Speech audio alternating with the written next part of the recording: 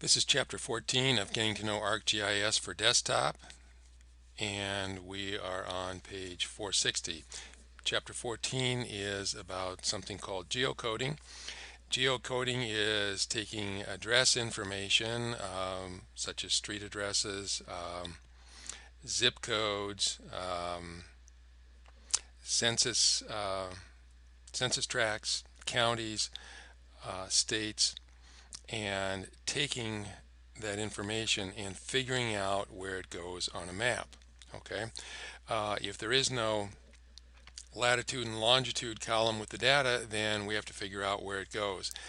And so that's what we're going to be doing. We have to create something called an address locator, and we're going to do that in exercise 14A. So we want to, I've already started ArcMap, and we want to go open up the 14A map. Okay, and here's our Getting to Know ArcGIS folder, and we're on chapter 14, and we want 14A. So let's open that up and see what we get. We should get a map of part of Atlanta. So this should map, or should match rather, the map at the top of page 461. And we want to list by source, which is the second button here instead of list by drawing order. And this should look pretty much like the bottom of page 461. And you see that we have a customers table here. And if we click on this over here, the customer stuff does not show up. And there's a reason for that. If we go look here, that's just a data table. It's not a layer. It's not a feature class. Let's turn to page 462. We want to right click the customers table and click open. So let's go take a look at what's in here.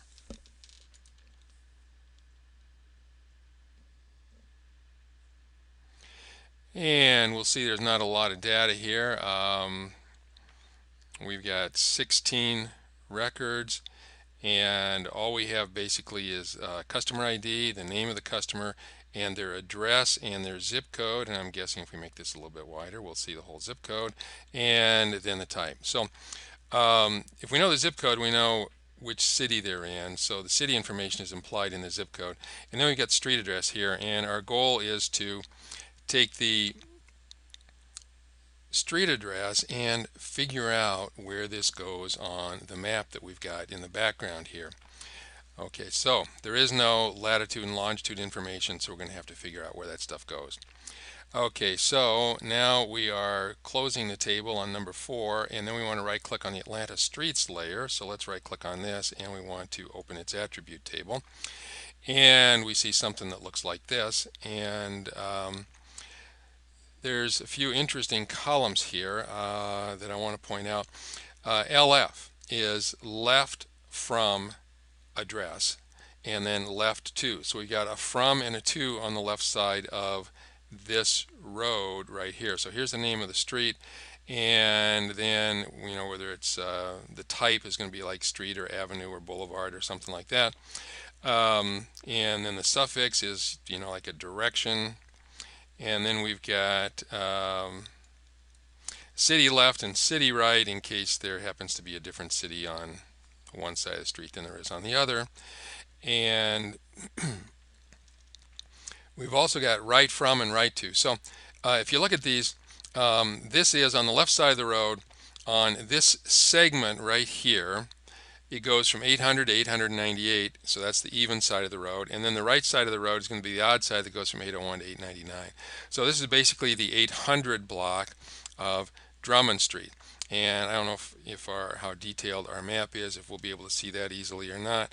But if I click on that, I should have gotten a blue line showing up here somewhere. And it's possible that, oh, there it is right there. Okay, not a very long line, but there it is. So the left side of that, and I don't know which side is left and which is right, but ArcMap does, goes from 800 to 899 or 898, and the right side goes from 801 to 899. So if I tell you that 850 is the address of a business that's on that street, then it's going to be halfway between, and it's going to be on the left side. So what ArcMap does is it guesses. So if it was 810, well, that would be 10% of the distance from here to here. If it was 820, it'd be 20% of the distance. And so that's what it does to figure out where the item is on the street. It might not be exact, but it's going to be in the ballpark. It's going to be pretty darn close. So we want to close this table. So that information we're going to use to figure out where these businesses go. And now we're going to go to the catalog button here, which is the file manager. And what we want to do is turn over to page 464 here. And we want to navigate to the chapter 14 My Data folder. So let me see, I don't have that listed right now, I don't think, but here is all of my chapter folders. Here's chapter 14, and here is My Data. And I want to right click on My Data, and I want to create a new address locator. Address locator is a file, and we don't really care about what it looks like. All we care about is that it provides enough information to ArcMap that it can locate the addresses of our customers over here on the map.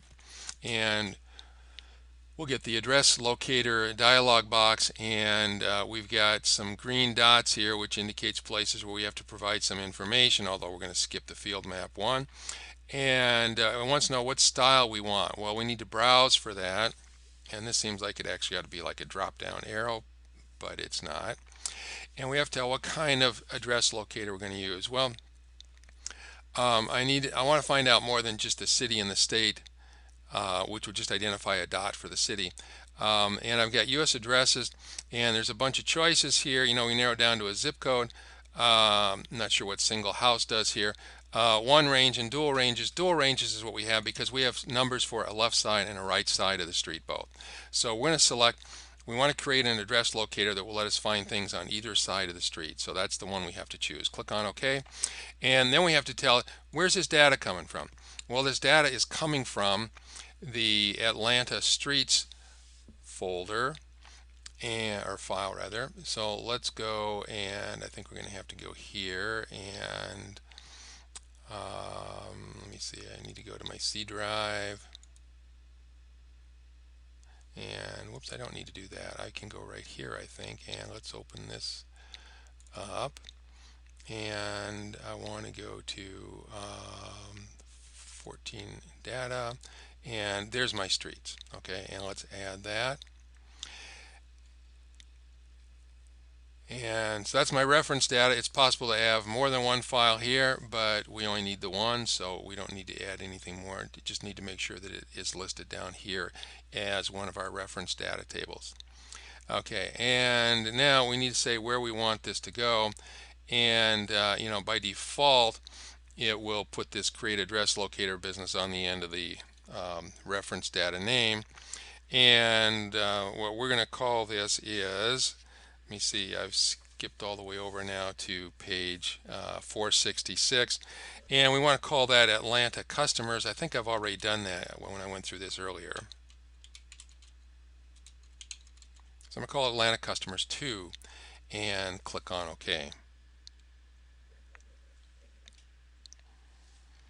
And if I go over here and look at my data, whoops, it's still crunching away down here. This thing does not happen instantaneously.